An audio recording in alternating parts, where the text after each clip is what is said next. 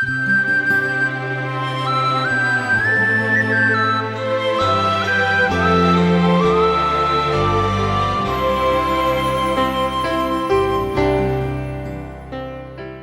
రోజున మనం 2 దినవృత్తాంతములు 16, 17 అధ్యాయాలు వినబోతున్నాము.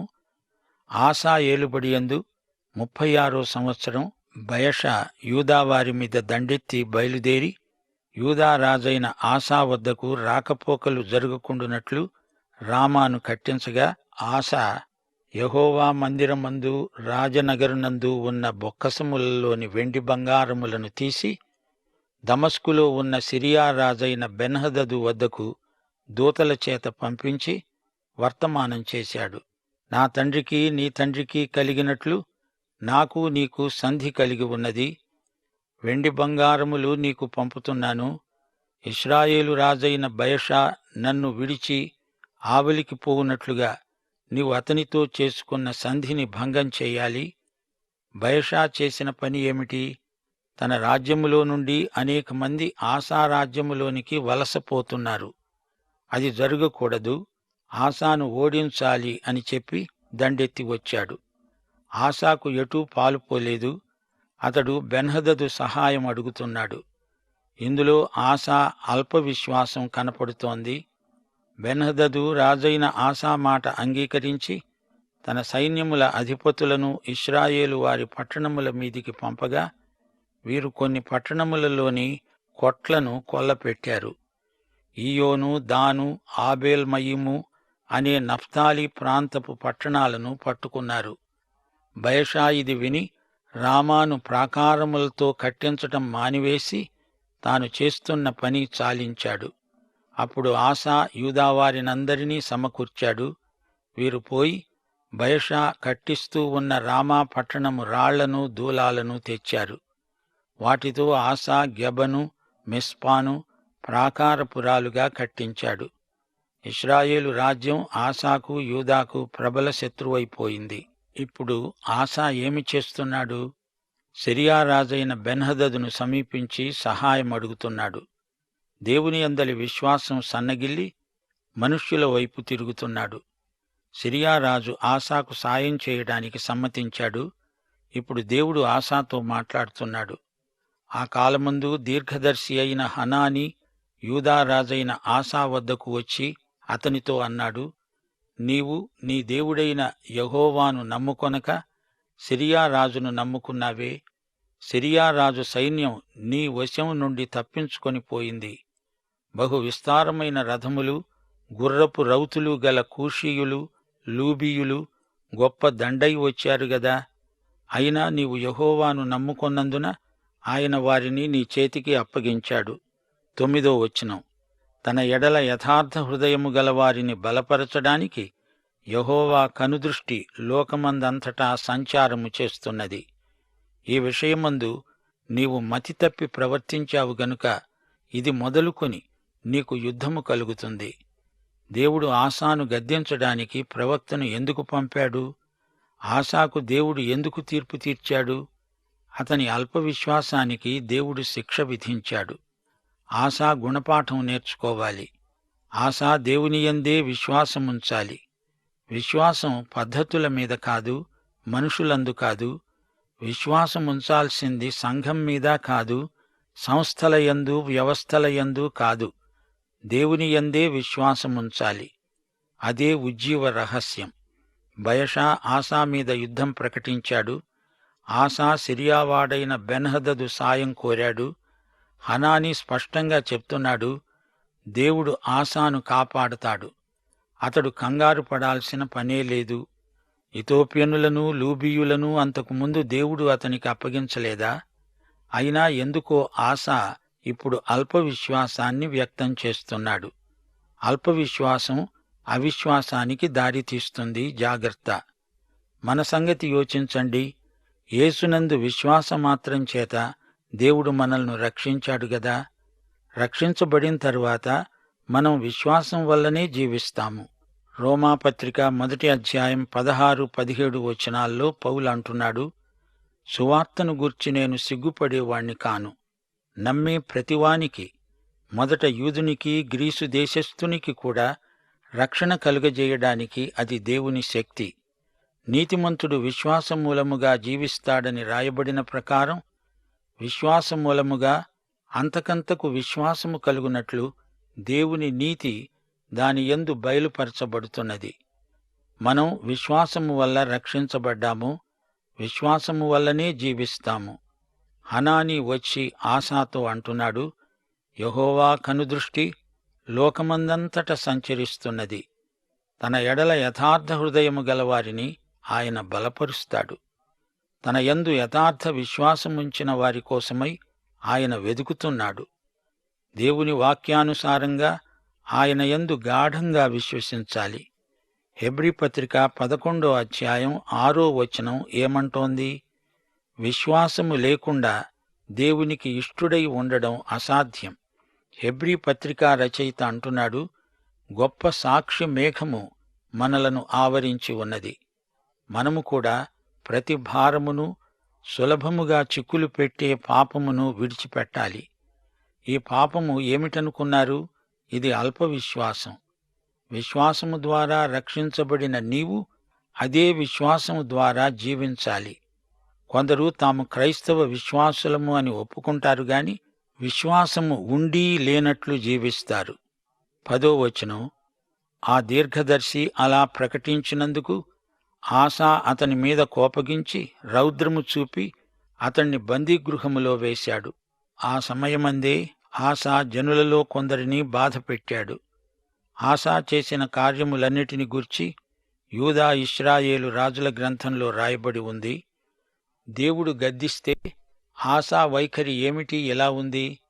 అతనిలోని అల్ప విశ్వాసం అతని మనస్సును బలహీనపరిచింది. దేవుని మీద, దేవుని మాట మీద ఆధారపడే మనస్సు లేదు. దేవుడు లేకుండా బతకటం మృతతుల్యమే. దేవుడు వాడుకోవలసిన మనుషులు దేవుణ్ణి కాదని ఏమి చేయగలరు? ఆసా ఏలుబడియందు 39వ సంవత్సరాన పాదాలలో అతనికి జబ్బు పుట్టి తాను బహు బాధపడినా దాని విషయంలో అతడు యెహోవా యొద్ద విచారణ చేయక వైద్యులను పట్టుకున్నాడు. ఆసా తన పితరులతో కూడా నిద్రించి తన ఏలుబడియందు 41వ సంవత్సరమందు మృతి చెందగా అత్తరు పనివారి చేత సిద్ధము చేయబడిన సుగంధ వర్గములతో, పరిమళ ద్రవ్యములతో నిండిన పడక మీద అతణ్ణి పరుండబెట్టారు. అతని నిమిత్తము బహు విస్తారమైన గంధవర్గాలను దహించి దావీదు పట్టణమందు అతడు తన కోసమై తొలిపించుకున్న సమాధియందు అతణ్ణి పాతిపెట్టారు. ఆసా అవసాన కాలంలో ఏమిటి ఇలా అయిపోయాడు? ఆసాకు పాదాలలో ఏదో జబ్బు. అది ప్రమాదకరంగా మారింది. వైద్యులను సంప్రదించాడు. వైద్యుడి దగ్గరికి వెళ్లడం తప్పేమీ కాదు. అతడు దేవుని వైపు తిరిగినవాడు కాడు. విశ్వాసికి ఏదైనా జబ్బు వస్తే వైద్యుని దగ్గరికి వెళ్లకముందే దేవుని దగ్గరికి వెళ్ళాలి. ఈ విశ్వాసం ఉండి తీరాలి. లేకపోతే వైద్యులు కూడా ఏమీ చెయ్యలేరని తెలుసుకోవాలి. యాకోబు పత్రిక 5వ అధ్యాయం 14వ వచనం ఏం చెబుతోంది? మీలో ఎవడైనా రోగి అయి ఉన్నాడా? అతడు సంఘ పెద్దలను పిలిపించాలి. వారు ప్రభువు నామమున అతనికి నూనె రాచి అతని కోసం ప్రార్థన చెయ్యాలి. దేవుని వైపునకు తిరగాలి. ప్రభువు నామమున ప్రార్థించాలి. రోగికి నూనె రాయాలి. అందులో ఔషధ గుణం కూడా ఉంది. ఔషధం కోసం కూడా ప్రార్థించాలి. లేకపోతే అదీ పనిచెయ్యదు. దేవుని కృపలేనిదే ఏదీ ఫలించదు. ఆసా ఏమి చేశాడు? వైద్యులను పిలిచాడు గాని దేవుణ్ణి వేడుకొనలేదు. గొప్ప ఉజ్జీవాన్ని అంతకు ముందే అనుభవించిన ఈ వ్యక్తి ఆసా అంతలోకే దేవునితో నడవడం మానేశాడు. విశ్వాసహీనుడయ్యాడు. నీతిమంతుడు విశ్వాసము వల్ల జీవిస్తాడు అంటే దేవుని యందు స్థిరమైన విశ్వాసము గలవాడు అని అర్థం. మన సమస్యలన్నిటినీ ఆయనకే అప్పగిస్తాము. మన ప్రార్థనలకు ఆయన ఏమి జవాబిచ్చినా దాన్ని కృపతో, కృతజ్ఞతతో స్వీకరించాలి. దేవుని చిత్తాన్ని భరించడం మన విశ్వాసానికి ఎంతో బలం. దేవుని చిత్తపరిధిలో నీవు ఉంటే అదే నీ విజయం. ఆసా కొంత దూరం దేవునితో నడిచాడు. దేవుడు ఆసాను వాడుకున్నాడంటే అది కేవలము దేవుని కృపే. ఇప్పుడు 17వ అధ్యాయంలోకి వచ్చాము. ఆ తరువాత ఆసాకు బదులుగా అతని కుమారుడైన యెహోషాపాతు రాజై ఇశ్రాయేలు తన మీదికి రాకుండా తన రాజ్యాన్ని బలపరుచుకున్నాడు. అతడు యూదాదేశములోని ప్రాకారపురములన్నిటియందు సైన్యములను ఉంచి, యూదాదేశమందు తన తండ్రి అయిన ఆసా పట్టుకొన్న ఎఫ్రాయిము పట్టణములందు కావలి బలములను ఉంచాడు. యెహోవా అతనికి సహాయమై ఉండగా యెహోషాపాతు తన పూర్వీకుడైన దావీదు ప్రారంభ దినాలలో నడిచిన మార్గమందే నడుస్తూ బయలుదేవతను ఆశ్రయించక తన తండ్రి యొక్క దేవుణ్ణి ఆశ్రయిస్తూ ఇశ్రాయేలు వారి చర్యలను వెంబడించక యెహోవా ఆజ్ఞలను అనుసరించి నడిచాడు. కాబట్టి యెహోవా అతని చేత రాజ్యాన్ని స్థిరపరిచాడు. యూదావారందరూ యెహోషాపాతుకు పన్ను కడుతున్నారు. అతనికి ఐశ్వర్యము ఘనత మెండుగా కలిగాయి. యెహోవా మార్గములందు నడుచుకోవడానికి అతడు తన మనస్సును దృఢపరుచుకొన్నవాడై ఉన్నత స్తంభాలను, దేవతా స్తంభాలను యూదాలో నుండి తీసివేశాడు. గమనించండి, యెహోషాపాతు కాలంలో వచ్చిన ఉజ్జీవం ఆసా కాలంలో ఉజ్జీవం కంటే గొప్పది. దినవృత్తాంతముల గ్రంథాలలో దేవుడు తన దృష్టిలో ముఖ్యమని ఎంచిన విషయాలే రాయించాడు. యెహోషాపాతు ఎంతో జాగ్రత్త గలవాడు.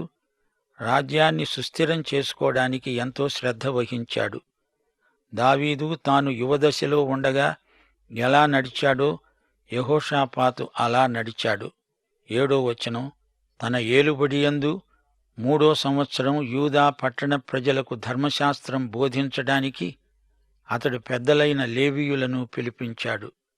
వారి పేర్లు బెన్హయీలు, ఓబద్యా, జకర్యా, నెతనేలు, మీకాయా. అతడు పిలిపించిన లేవీయులు షెమయా, నెతన్యా, జబద్యా, ఆషాహేలు, షమీరామోతు, యెహోనాతాను, అదోనియా, టోబియా, టోబదోనియా. యాజకులను పంపాడు. వారి పేర్లు ఎలీషామా, యెహోరాము. వారు యెహోవా ధర్మశాస్త్ర గ్రంథాన్ని చేతపుచ్చుకొని యూదావారి మధ్య ప్రకటన చేస్తూ యూదా పట్టణములన్నిటా సంచరిస్తూ జనులకు బోధించారు. యూదాదేశము చుట్టూ ఉండే దేశాల రాజ్యాలన్నిటి మీదికి యెహోవా భయము వచ్చినందున వారు యెహోషాపాతుతో యుద్ధం చేయలేదు. ఫిలిష్తీయులలో కొందరు యెహోషాపాతుకు పన్నులు, కానుకలు ఇస్తూ వచ్చారు. అరబ్బీయులు అతనికి 7,700 గొర్రె పొట్టేళ్లు, 7,700 మేకపోతులను తెస్తూ వచ్చారు. యెహోషాపాతు దేవుని వాక్యం అందరికీ వినిపించడానికి ఏర్పాట్లు చేశాడు. యాజకులు, లేవీయులు దేశమంతటా పర్యటించి ప్రజలకు దేవుని వాక్యం ప్రకటించారు. ఈ రోజున మనము అదే పని చేస్తున్నాము. దేవుని వాక్యాన్ని విస్తృతంగా ప్రకటిస్తున్నాము. ఇదే ఉజ్జీవానికి మూలం. వాక్యం ఎక్కడ ముమ్మురంగా ప్రకటించబడుతుందో అక్కడ దేవుని ప్రజల మధ్య గొప్ప ఉజ్జీవం బయలుదేరుతుంది.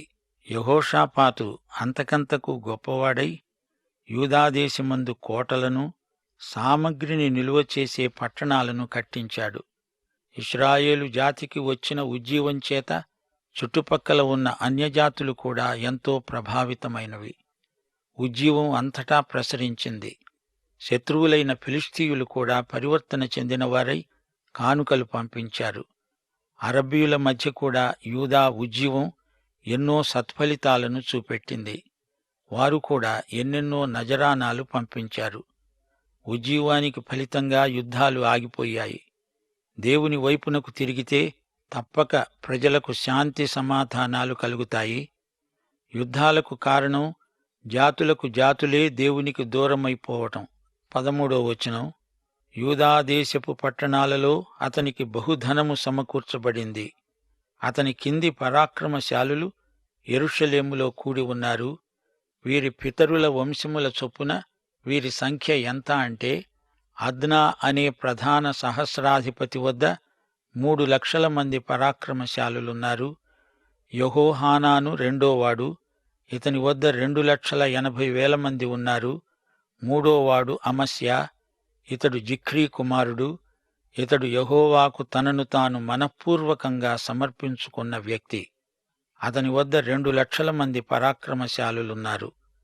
ఎలియాదా అనే పరాక్రమశాలి బెన్యామీనీయుడు. వీని వద్ద వింటిని కేడెమును పట్టుకునేవారు 2,00,000 మంది.